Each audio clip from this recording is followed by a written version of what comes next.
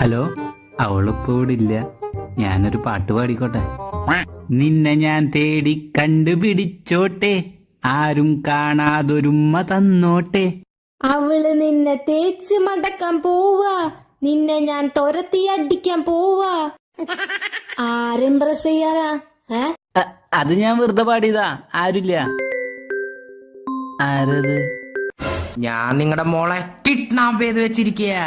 കിഡ്നാപ്പാ? എന്ത് കിൻഡർ ജോയ്? എനിക്ക് വേണ്ട, പല്ലുവേദനിക്കും. മര്യാദക്ക് ഞാൻ പറഞ്ഞ സ്ഥലത്തേക്ക് 10 ലക്ഷം രൂപ ഇട്ടു ആയോ?